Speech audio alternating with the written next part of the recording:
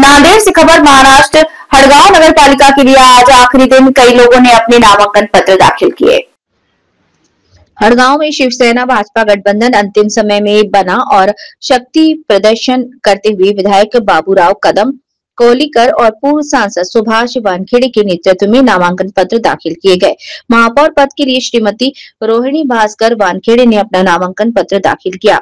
हड़गांव नगर पालिका के लिए नामांकन पत्र दाखिल करने के आखिरी दिन शिवसेना शिंदे गुट और भारतीय जनता पार्टी की ओर से हड़गांव स्थित सुमन मंगल कार्यालय से डॉक्टर अंबेडकर चौक, जनकीला राठी चौक, पुराना बस स्टैंड स्टेशन हड़गांव नगर पालिका परिसर तक रैली निकालकर समापन किया गया। इस अवसर पर हड़गांव विधानसभा के विधायक बाबूराव कदम कोहलीकर और पूर्व खास सुभाष वानखेड़े, विवेक देशमुख शिवसेना जिला अध्यक्ष और भारतीय जनता पार्टी मंडल अध्यक्ष बाला पाटिल और तातेराव पाटिल, गंगाधर पाटिल, चाभरेकर अनिल पाटिल, बलबीकर वेंकटेश लोन, डॉक्टर संजय पवार, पूर्व खां सुभाष वानखेड़े की पुत्रवधू श्रीमती रोहिणी भास्कर वानखेड़े की उपस्थिति में आज महापौर पद के लिए हड़गांव नगर पालिका के लिए शिवसेना भाजपा गठबंधन ने प्रमुख नेता के मार्गदर्शन में आज 20 नगर सेवकों के नामांकन पत्र दाखिल किए। प्रमुख पक्ष के नेताओं ने प्रेस को बताया कि हमारी पार्टी का महापौर चुना जाएगा। साथ ही पुलिस प्रशासन द्वारा कड़ी सुरक्षा व्यवस्था की गई।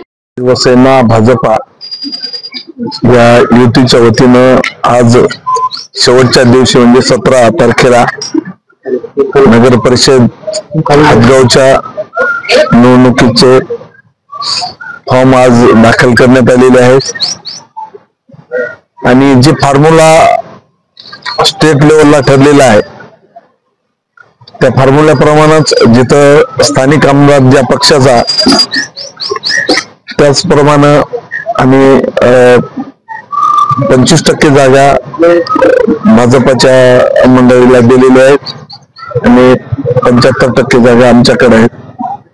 जे आणि अध्यक्षपदाचा उमेदवार सुद्धा आमच्याकडे आहे आणि सन्माननीय अशोकराव चव्हाण साहेब, त्याचबरोबर भाजपाचे जिल्हा प्रमुख किशोरजी देशमुख साहेब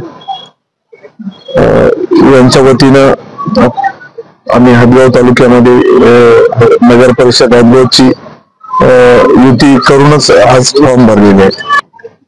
आमच्या वानखेडे ताईला अध्यक्षपदासाठी उमेदवारी दिलेली आहे।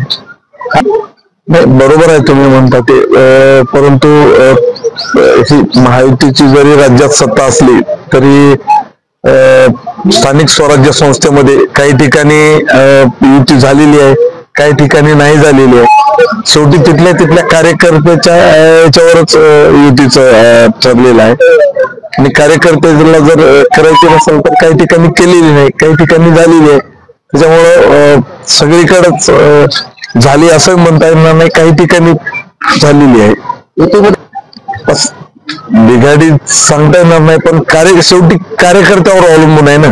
कार्यकर्त्याला जर लढायचंच असेल तर मग आता एकंदरीत या निवडणुकीमध्ये कसाचे म्हणजे आपल्याला सर्वांना माहित आहे या शहराची परिस्थिती गेल्या 10 वर्षापासून अतिशय भकास झालेली आहे। या शहरासाठी मी 1 वर्षापासून 3-4 वेगवेगळे प्लॅन बनवलेले आहेत।